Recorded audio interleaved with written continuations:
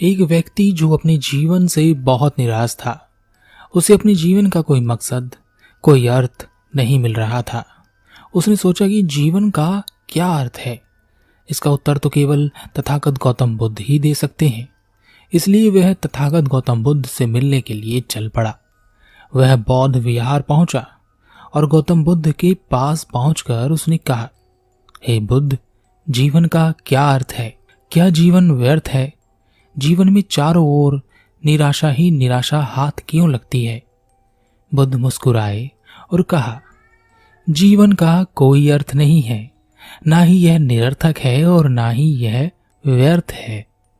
व्यक्ति ने कहा, तो फिर जीवन क्या है? बुद्ध ने कहा, कुछ नहीं, जीवन कुछ नहीं है। व्यक्ति ने कहा, मैं समझा नहीं। इतने सारे लोग जो जीवन जी रहे हैं, इतने सारे प्राणी जो जीवन धारण किए हुए हैं, वह कुछ भी नहीं है। बुद्ध ने कहा, जीवन एक आईने की तरह होता है। इसे जो तुम दिखाते हो, यह बिल्कुल वही तुम्हें दिखाता है, जरा भी अंतर नहीं करता, यह जरा भी भेद नहीं करता। व्यक्ति ने कहा, बुद्ध, मैं कुछ समझ नहीं पा रहा हूं। बुद्ध उस व्यक्ति को एक आईने के पास ले गए और कहा, इस आईने में देखो और बताओ कि क्या दिखाई दे रहा है। व्यक्ति ने कहा, इसमें तो मैं ही दिखाई दे रहा हूं। बुद्ध ने कहा, तुम कैसे दिखाई दे रहे हो? व्यक्ति ने कहा, मैं दुखी दिखाई दे रहा हूं। तब बुद्ध खुद आईने के सामने आ गए और कहा, इस आईने में मैं कैसा दिखाई दे रहा हूं? व्यक्ति ने कहा, आप बहुत शांत और शीतल नजर आ रहे हैं।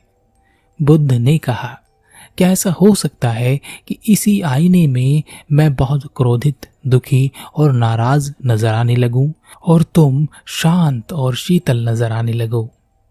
व्यक्ति ने कहा, नहीं, आईना तो वही दिखाएगा जो उसके सामने होगा। मैं दुखी हूं तो दुख ही नजर आऊंगा, आप शांत हैं तो शांत ही नजर आएंगे। बुद्ध ने कहा, अगर तुम इस आईने में शांत और सुखी नजर आना चाहते हो तो इसके लिए तुम्हें क्या करना होगा? व्यक्ति ने कहा, मुझे खुद को शांत और सुखी करना होगा, तभी इस आईने में मैं शांत और सुखी नजर आ सकता हूं। बुद्ध ने कहा, क्या ऐसा ना हो सकने की स्थिति में आईने की कोई गलती है? व्यक्ति ने कहा, नहीं, इसमें आईने की कोई गलती नहीं है, आईना तो वही दिखाएगा जो आप हैं। बुद्ध ने कहा, बस जीवन ऐसा ही है, एक आईने की तरह है। जो तुम इसे देते हो, दिखाते हो, यह ठीक वैसा ही तुम्हें देता और दिखाता है। तुम दुख दिखाओगे तो दुख ही दिखेंगे, क्रोध दिखाओगे तो वापस क्रोध मिलेगा, तुम प्रेम दिखाओगे तो प्रेम ही वापस नजर आएगा। यह तुम्हारे हाथ में है कि तुम्हें क्या वापस चाहिए। तुम आज दुखी हो, इसलिए तुम्हें चारों ओर से जीवन में दुख ही दुख नजर आने वाला है। अपने आप को बदलो, देखो, जो दुख तुम्हारे पास है उससे कहीं ज्यादा सुख तुम्हें अपने पास दिखाई देगा। और जब तुम देखने लगोगे, तब सुख देखने पर सुख ही वापस दिखाई देगा और मिलेगा। व्यक्ति ने कहा, बुद्ध, आप बिल्कुल सत्य कहते हैं, परंतु क्या आप मेरे लिए इसे और अधिक स्पष्ट कर सकते हैं? जब अब मैं बहुत दुखी हूं और मुझे दुख ही दुख नजर आ रहा है, तो इसमें सुख कहाँ नजर आएगा? बुद्ध ने कहा, इसके लिए तुम्हें मेरे साथ चलना होगा। बुद्ध उस व्यक्ति को अपने साथ एक मार्ग पर ले गए। काफी दूर चलने के बाद मार्ग पर एक व्यक्ति दिखाई दिया जिसे कोढ़ हो रहा था। वह बहुत तकलीफ में था। बुद्ध उस कोढ़ी व्यक्ति के पास आए और उन्होंने अपनी झोली से भोजन निकालकर उस कोढ़ी व्यक्ति को दे दिया और उस व्यक्ति से कहा, क्या तुम्हारा दुख इस बीमार व्यक्ति के दुख से बहुत अधिक है? व्यक्ति ने कहा, नहीं बुद्ध, यह तो बहुत तकलीफ में है, ऐसा दुख तो मेरे जीवन में कभी आया ही नहीं। वह उस व्यक्ति को उस मार्ग पर और आगे लेकर बढ़ गए। रास्ते में एक बहुत ही गरीब व्यक्ति अपने 2 छोटे बच्चों को लेकर बैठा हुआ था। बुद्ध गरीब व्यक्ति के पास पहुंचे। उस गरीब व्यक्ति ने कहा, महात्मा, मैं बहुत तकलीफ में हूं, मैंने और मेरे इन 2 बच्चों ने 2 दिन से कुछ नहीं खाया। मैं बहुत गरीब हूं, मुझे काम भी नहीं मिल रहा। क्या आप मेरे बच्चों की कुछ सहायता कर सकते हैं? बुद्ध ने अपनी झोली से कुछ भोजन निकालकर उन बच्चों को दे दिया और कहा, अभी मेरे पास इतना ही भोजन है।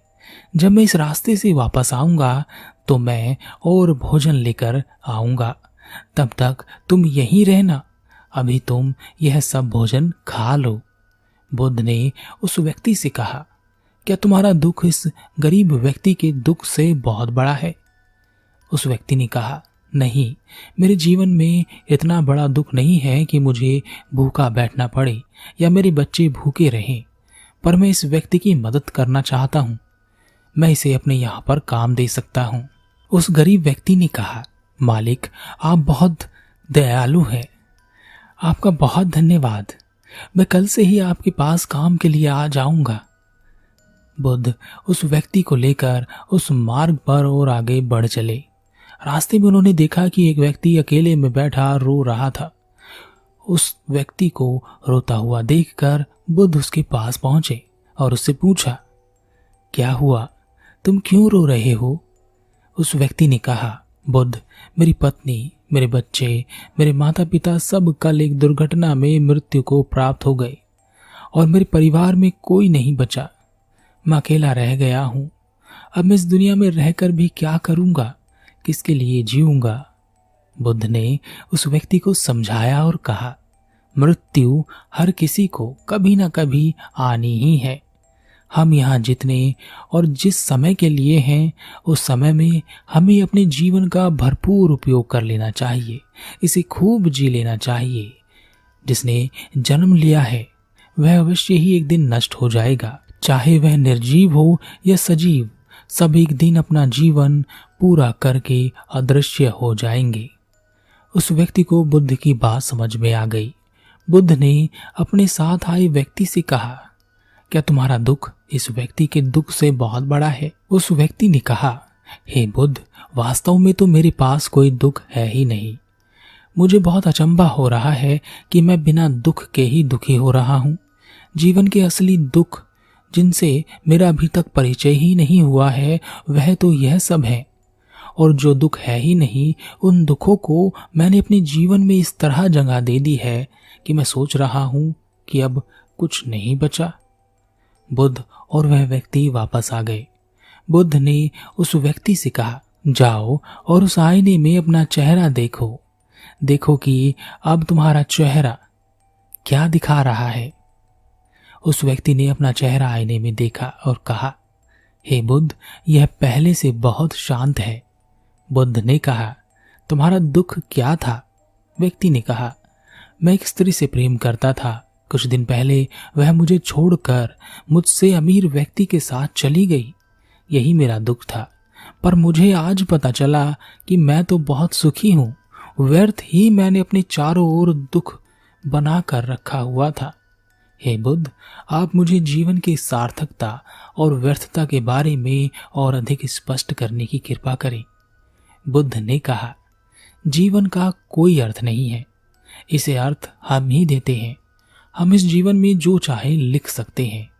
हम इसमें अपशब्द लिख सकते हैं, क्रोध लिख सकते हैं, दुख और तकलीफ भी लिख सकते हैं, या हम इसमें प्रेम लिख सकते हैं, करुणा लिख सकते हैं, दया भी लिख सकते हैं, सुख भी लिख सकते हैं, और इन सब से भी ऊपर हम इसमें बुद्धत्व भी लिख सकते हैं। हमें जो कुछ भी मिल रहा है वह सब कुछ हमने ही लिखा है। यह बिल्कुल आईने की तरह ही है।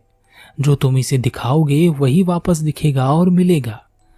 अब तुम शांत हो तो यह शांति ही तुम्हें वापस मिलेगी। कोई उपाय ही नहीं है कि तुम्हारे अशांत हुए बिना यह जीवन तुम्हें अशांति दे सके, तुम्हारे दुखी हुए बिना यह जीवन तुम्हें दुख दे सके, तुम्हारे असफल हुए बिना यह जीवन तुम्हें असफलता दे सके, तुम्हारे क्रोधित हुए बिना यह जीवन तुम्हें क्रोध दे सके। ऐसा संभव हो ही नहीं सकता। तुम अपने आप को क्रोध देते हो, दुख देते हो, अशांति देते हो।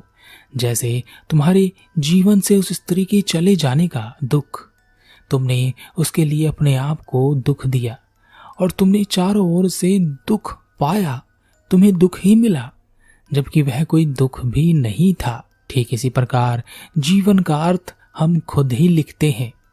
हम इसे जैसा चाहे वैसा लिख सकते हैं। सब हमारे हाथों में ही है। हम जीवन भर व्यर्थ की चीजों को अपने जीवन में लिखते हैं। सारी व्यर्थ की चीजें होती हैं और उन व्यर्थ की चीजों में हमें बहुत रस आता है। तभी जीवन के अंत में हमें व्यर्थ जीवन ही दिखाई देता है। सार्थक चीजों को अपने जीवन में लिखो, उन्हें लेकर आओ, तब तुम्हारा जीवन सार्थक ही नजर आएगा, सार्थक ही होगा।